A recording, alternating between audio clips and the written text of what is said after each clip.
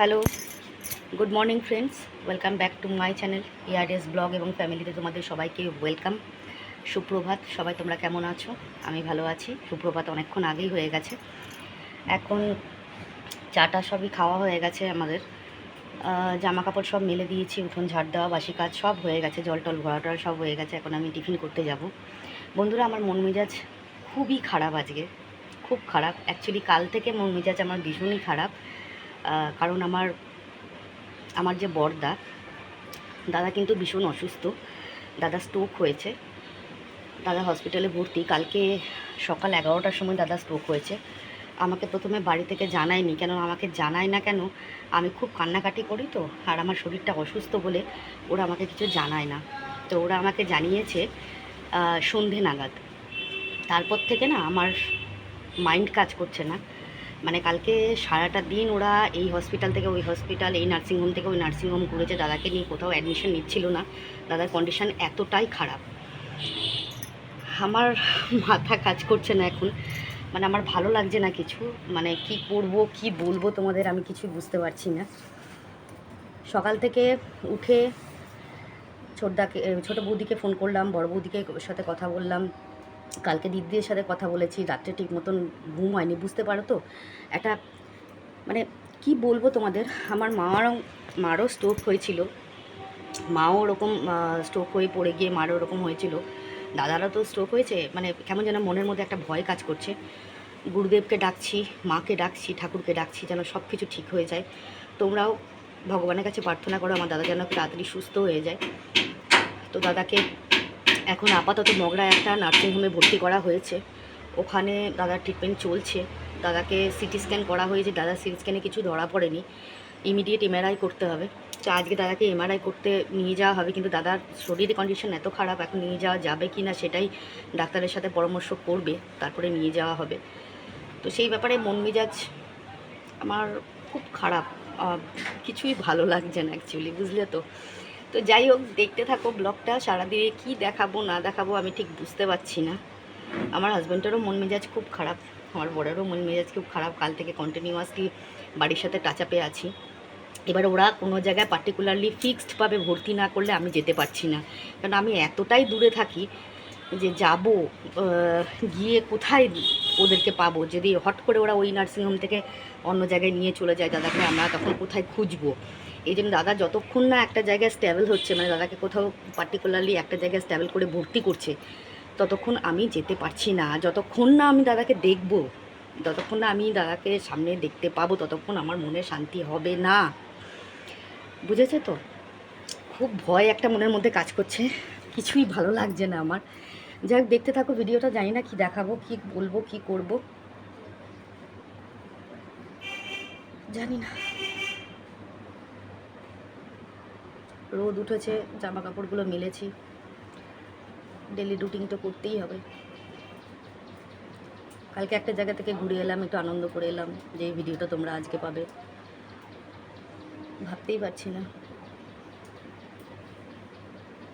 দাদা অসুস্থ অনেক দিন ধরেই, দাদার এর আগেও একবার স্ট্রোক হয়েছে।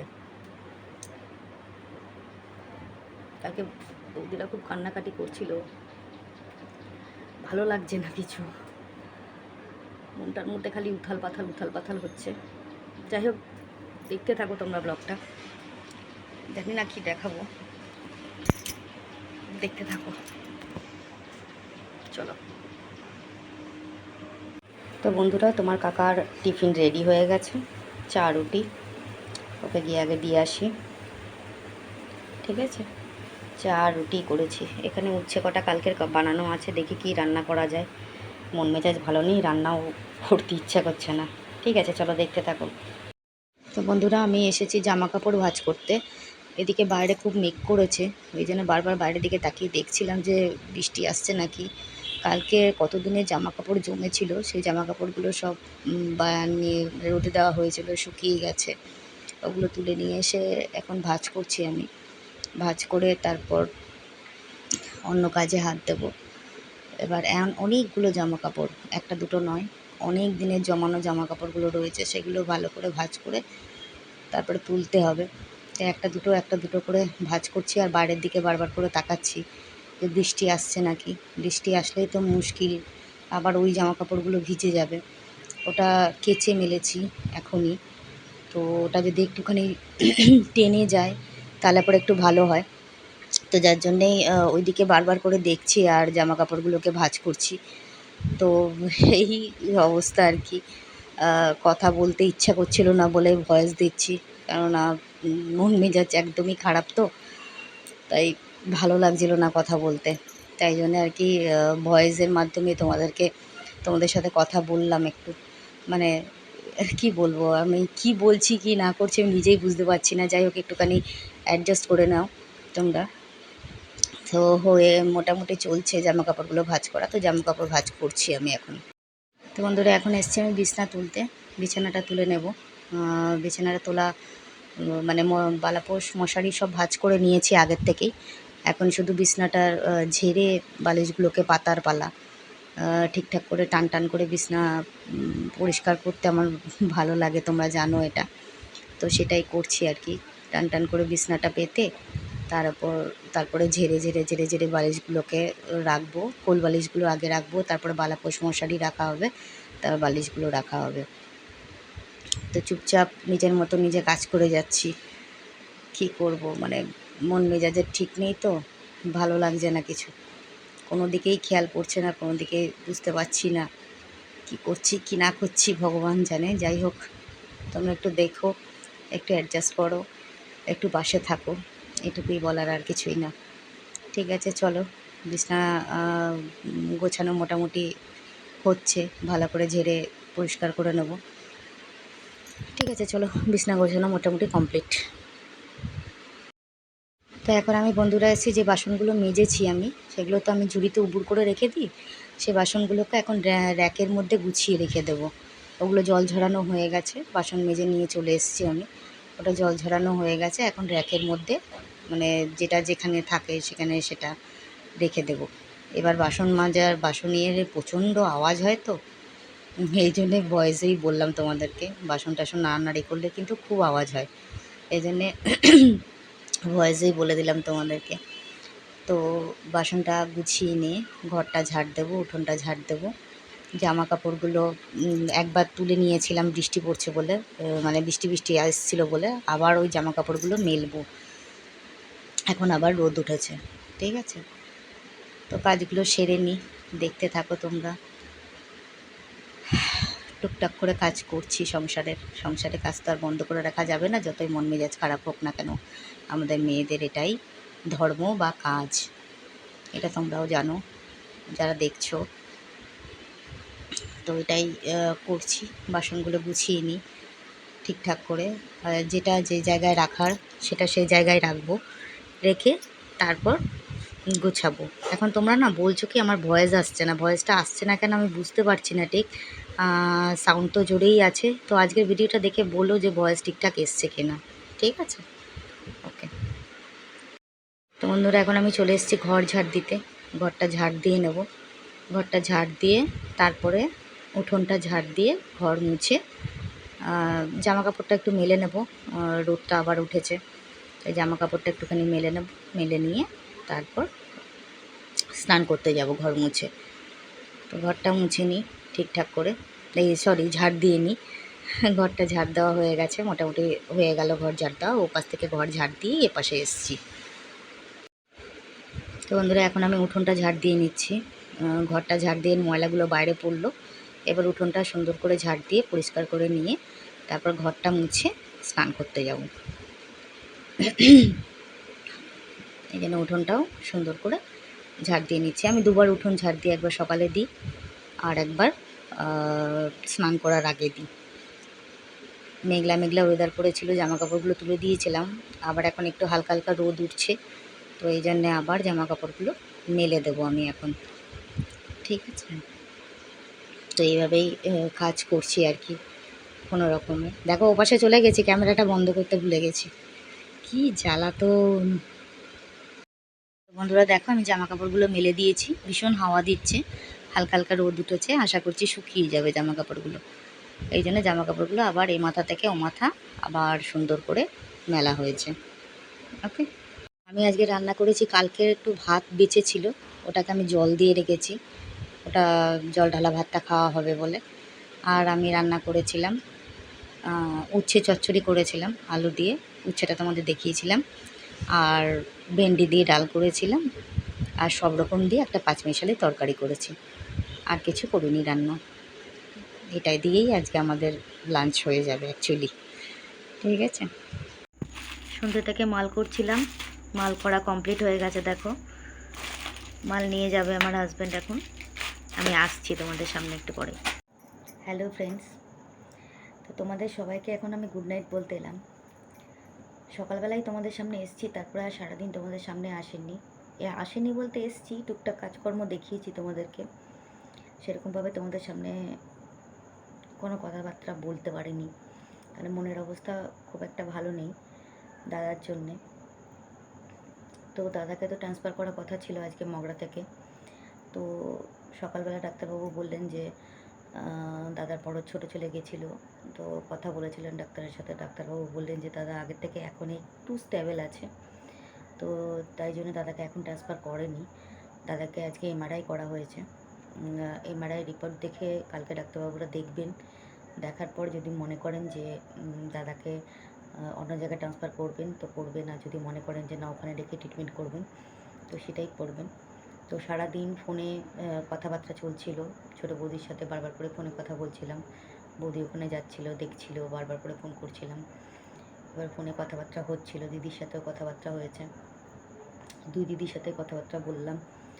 তো এমনিতেই বড়দার এরকম কন্ডিশন থেকে ছোটদারও একটুখানি মনটা শরীরটা খারাপ হয়ে গেছে। এমনিতেই দেখো আমার ছোটদার ওপর দিয়ে অনেক প্রেশার যাচ্ছে, ছেলেটা অনেকটা দূরে চলে গেছে, সেটা একটা টেনশন ছিল। আর তোমাদের জানানো হয়নি যে আমার ছোটদার বাড়িতে একটা ছোট্টখাটো চুরি হয়ে গেছে। ছোটোখাটো মানে ভালোই চুরি হয়ে গেছে, একটা বড় চুরির ঘটনা ঘটে গেছে। যেদিনকে ওরা ছেলের ওখান থেকে ছেলেকে দিয়ে এসেছিলো ইয়েতে, মানে ছেলেকে যখন পৌঁছে ওরা বাড়িতে আসলো, যেদিনকে পৌঁছেছিল বাড়িতে সেদিনকে এসেই দেখে যে বাড়ির দরজা ভেঙে, তালা ভেঙে বাড়িতে ঢুকে চুরি হয়ে গেছে। ওদের একটা বিশাল বড় চুরির ঘটনা ঘটে গেছে। তো সেটা একটা বিশাল বড় একটা ঘটনা ঘটে গেছে ওদের সঙ্গে। তারপরেই আবার দাদা অসুস্থ হয়ে গেছে। তার মধ্যে দাদা অ্যাম্বুলেন্সের মধ্যে ছোটদার নাম করে, বড়দার বড় ছেলের নাম করে একটু কান্নাকাটি করছিল। তো সেগুলো ছোটদা দেখেছে, তো তার জন্য দাদার মন মেজাজটা ভালো নেই বলে, ছোটদার শরীরটাও ভালো নেই। এক সেকেন্ড হোল্ড করো। তো ছোটদার শরীরটাও ভালো নেই। হ্যাঁ, হয়তো তোমরা আমার আওয়াজটা একটু কম শুনতে পাচ্ছ, কেন বুঝতে পারছি না আমি, কেননা আমার ফোনের সাউন্ড কিন্তু বাড়ানোই আছে। খুব জোরে চিৎকার করে চেঁচিয়ে কথা বলতে পারছি না, গলা দিয়ে আওয়াজ বেরোচ্ছে না, মন মেজাজ এতটাই খারাপ। তো কালকে এবার এই জন্য ছোটদার শরীরটাও খুব একটা ভালো নেই। বৌদিদের মাথার মধ্যে বিশাল একটা টেনশান চলছে, এবং ইভেন আমাদের মাথাতেও একটা বিশাল টেনশান চলছে। কী হবে না হবে কিছু বুঝতে পারছি না। তো সন্ধ্যেবেলা দুপুরবেলা যথারীতি মোটামুটি কোনো রকমে খাওয়া দাওয়া করেছি, ঠাকুরের পুজো দেওয়া হয়েছে সেটা। তারপরে সন্ধ্যাবেলা মালিক ফোন করেছিল, মাল এসছে আজকে বুধবার, জানোই তোমরা যে মালের কাজ থাকে, সো মালটা করেছি, তোমাদের দেখিয়েছি আমি। মাল করার পর বসেই ছিলাম, মাথার মধ্যে অনেক কিছু ঘুরছে, টেনশন হচ্ছে, চিন্তা হচ্ছে। তারপরে ভাবলাম যে না, ভিডিওটা এন্ডিং করে নিই, তোমাদের সঙ্গে কথা বলা দরকার সামনাসামনি, কেননা কথা তো বলতে পারিনি সারাদিনে একবারও। তো এটাই হচ্ছে ব্যাপার। কালকে আমি যাব দাদাকে দেখতে। এখন দাদা কোথায় থাকবে জানি না। এমআরআই রিপোর্টটা দেখার পর যদি ডাক্তারবাবুরা অন্য কোথাও ট্রান্সফার করে, দাদা যেখানেই থাকবে কালকে আমি সেখানেই দাদার সঙ্গে দেখা করতে যাব, কারণ আমার মনটা আর মানছে না, কারণ আমি আর পারছি না বাড়িতে থাকতে, ভালো লাগছে না আমার। বুঝতেই পারো যে নিজের আপনজনদেরকে কিছু যদি হয় তাহলে তার মনের অবস্থা কি থাকে। আমার মনের অবস্থা বা শারীরিক অবস্থা কোনোটাই ভালো নেই। তো যার জন্যে আজকে যে ভিডিওটা আমি পোস্ট করেছি, হয়তো সেখানে কোনো সাউন্ড তোমরা কম লেগেছে, তোমাদের বারবার করে বলছো তোমরা সাউন্ডটা একটু জোরে করতে। আমি কিন্তু জোরেই কথা বলছি বা জোরেই সাউন্ড রয়েছে, হয়তো কোনো প্রবলেম হচ্ছে, বুঝতে পারছি না ঠিক। যাই হোক, এটাই বলার ছিল। তোমাদেরকে। এখন এমআরআই রিপোর্টটা না দেখে এখনও কোনো ডিসিশনে আসা যাবে না, যার জন্যে মন মেজাজটা ঠিক নেই অ্যাকচুয়ালি। আর তার মধ্যে মানে কি করব না করব কিছু বুঝে উঠতে পারছি না।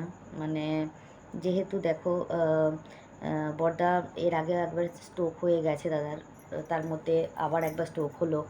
এবার কি কন্ডিশন আছে বা কী হবে আমি ঠিক বুঝে উঠতে পারছি না, বা মানে মাথায় কোনো কাজই করছে না আমার। মানে কি বলবো, মানে আমি কিছু বলতেই পারছি না। আর আমার যেহেতু একটু নার্ভের প্রবলেম আছে, যার জন্য কি বেশি টেনশন করলে, অতিরিক্ত টেনশন করলে আমার মাথার উপর একটা চাপ পড়ে যায়। তো সেক্ষেত্রে শরীরটাও একটুখানি খারাপ হয়ে যায় আর কি। তো যাই হোক, হ্যাঁ, তো আজকে একটু কমেন্টের পালায় আসি। একজন আমাকে কমেন্ট করেছে যে আজকে কাকা যখন উপরে যাচ্ছিল তখন একজন বলছিল, কাকা তুমি ভালোবাসি ভালোবাসি গান করছিলা, কাকা তখন লজ্জায় না বললো। আমি ঠিক বুঝতে পারলাম না কি ব্যাপারে, কে কি বলেছে কাকাকে, আমি ঠিক জানি না, তো বুঝতে পারলাম না। হয়তো হতে পারে, আমি ঠিক জানি না। হ্যাঁ, কিছু মনে করো না, হয়তো হতে পারে, কারণ আমি শুনিনি কিছু, আমি বলতে পারবো না। যাই হোক, এত ভালো একটা কমেন্ট করেছো তার জন্য অসংখ্য ধন্যবাদ, খুব ভালো লাগলো। এইভাবে আমার পাশে থাকো, আমাকে একটু সাপোর্ট করো। Thank you so much, thank you. Sharmila আমাকে কমেন্ট করেছে, বাবা ভোলানাথের দর্শন করলাম, খুব ভালো লাগলো, তুমি ভালো থাকবে, অনেক love react. Thank you so much Sharmila di, এত সুন্দর একটা কমেন্ট করার জন্য thank you so much. Rupa De আমাকে কমেন্ট করেছে, ভালো লাগলো দিদিভাই। ও অনেক লাভ রিয়েক্ট পাঠায়, অসংখ্য ধন্যবাদ রূপা এত সুন্দর কমেন্ট করার জন্য। রূপা আবার আর একটা কমেন্ট করেছে, সো সুইট দিদিভাই, থ্যাংক ইউ সো মাচ রূপা এত সুন্দর কমেন্ট করার জন্য। বর্ণালী কমেন্ট করেছে, আমার বাড়ি তো আমার বাড়ি তো মাঝদিয়ায় দি ভাই। ও আচ্ছা, তোমার বাড়ি মাঝদিয়াতে, জানতাম না তো। আর আমি গেছি অবশ্য হঠাৎ, কাউকে কিছু বলাই হয়নি। যাই হোক, আচ্ছা মাঝদিয়ায় তোমার বাড়ি, খুব ভালো। তাহলে তো তুমি ঠাকুর দর্শন করেছো নিশ্চয়ই অনেকবার, খুব ভালো লেগেছে তাই না? অসংখ্য ধন্যবাদ বর্ণালী এত সুন্দর কমেন্ট করার জন্য। সুদীপ্তা আমাকে কমেন্ট করেছে, পরিবেশটা খুব সুন্দর, মন্দির দেখে বাবা ভোলানাথকে দেখে মন ভালো হয়ে গেল, সত্যিই শান্তির জায়গা।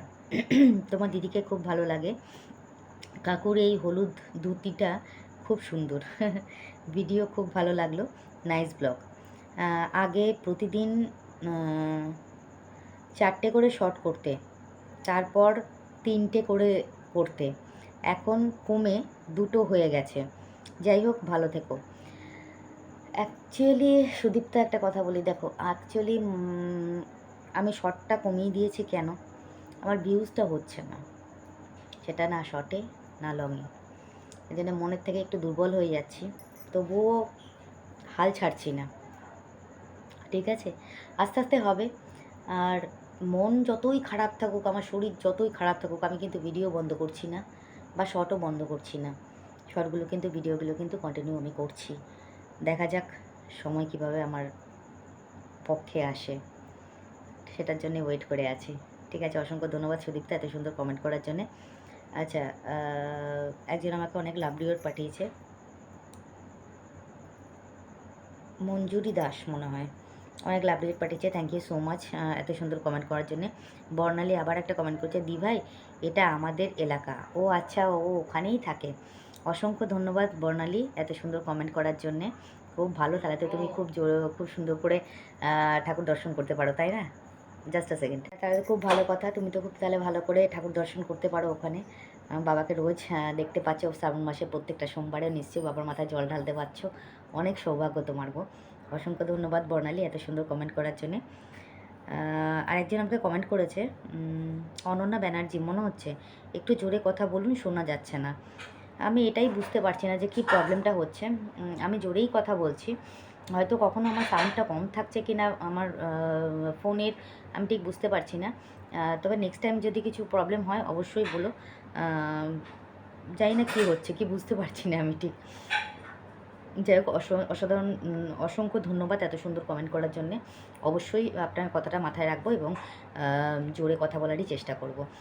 তবে মনের অবস্থা আজকে তো একটু খারাপ, তবুও যে আপনারা কমেন্ট করেন, ভিডিও দেখেন, তার জন্য অসংখ্য অসংখ্য ধন্যবাদ। মানে বলে বোঝাবার মতো না, অসংখ্য ধন্যবাদ। আচ্ছা, একজন আমাকে কমেন্ট করেছে, কাকার সাথে কথা বলে, কাকা ঘরে গান করে, মন্দিরে দিদি শুনতে পায়, তোমাদের আগের পরিবারটা আবার দেখতে চাই।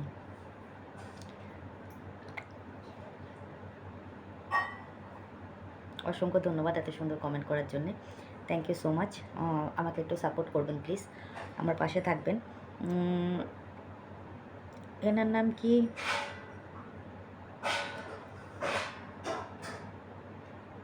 রিন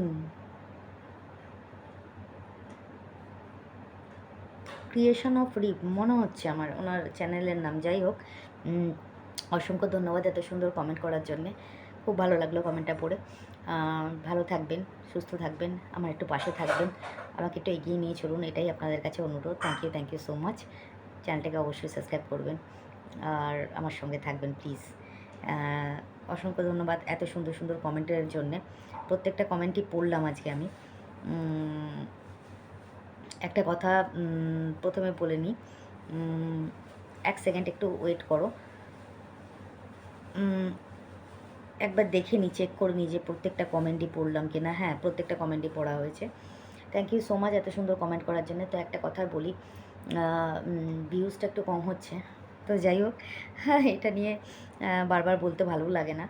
যাই হোক, যেটা হচ্ছে পরবর্তীকালে হয়তো ঠিক হয়ে যাবে, কেননা তোমাদের সাপোর্টটা আমার ভীষণ দরকার সামনের দিকে এগোনোর জন্যে। আর মনের অবস্থা আজকে খুবই খারাপ, তোমরা আমাকে দেখেই বুঝতে পারছো। তবুও কী বলবো আমি, মানে কথা পুরো ওলট পালট হয়ে যাচ্ছে, কী বলবো নিজেই বুঝতে পারছি না। যাই হোক, এত সুন্দর কমেন্ট করার জন্যে, এত সুন্দর কমেন্ট করার জন্য, আমার ভিডিও দেখার জন্য, আমার পাশে থাকার জন্য অসংখ্য ধন্যবাদ।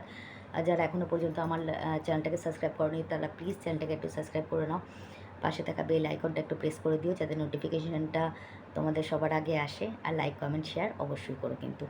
আরেকটা কথা তোমাদেরকে বলে নিই, তোমরা সকলে একটুখানি ভগবানের কাছে প্রার্থনা করো যাতে আমার দাদা তাড়াতাড়ি সুস্থ হয়ে যায়। কেননা বুঝতে পারো তো,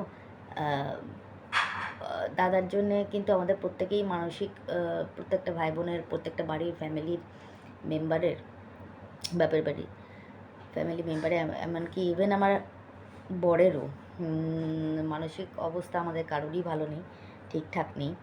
কালকে যাব দাদাকে দেখতে, এখন ওখানে গিয়ে দাদাকে দেখে শুনছি বৌদিদের মুখে শুনছি যে দাদা খালি ঘুমাচ্ছে, ওকে ঘুমের ইয়ে দেওয়া হয়েছে, যাতে ও ঘুমালে পরে, দাদা একটু নার্ভের প্রবলেমও আছে, মানে আমার ফ্যামিলিতে প্রত্যেকেরই আছে, মায়ের ছিল, তো যার জন্যে মানে দাদা খালি ঘুমাচ্ছে, সেন্স আসলে পরে কথাবার্তা বলছে মোটামুটি। তো এটাই হচ্ছে ব্যাপার। তো যাই হোক, এইভাবেই আমার বাসা থেকো। আর একটা কথা, তোমরা একটু ভগবানের কাছে বলে যেন দাদা তাড়াতাড়ি সুস্থ হয়ে যায়। তো আজকের মতো ভিডিওটা আমি এখানেই শেষ করলাম। সকলে ভালো থেকো, সুস্থ থেকো, নিজের শরীরের খেয়াল রেখো, পরিবারের সবার শরীরের খেয়াল রেখো। দেখা হচ্ছে নেক্সট ব্লগে। আজকের মতন শুভরাত্রি, টাটা। আর কি বলবো, যারা এখনও পর্যন্ত চ্যানেলটাকে সাবস্ক্রাইব করনি করে নিও, আর যারা চ্যানেলটাকে সাবস্ক্রাইব করছো তারা প্লিজ আমাকে একটু সাপোর্ট করো। থ্যাংক ইউ সো মাচ আমার ভিডিও দেখার জন্য, আমাকে কমেন্ট করার জন্য। তো আজকের মতো ভিডিওটা এখানে শেষ করলাম, দেখা হচ্ছে নেক্সট ব্লগে। তো আজকের মতন শুভরাত্রি, নমস্কার।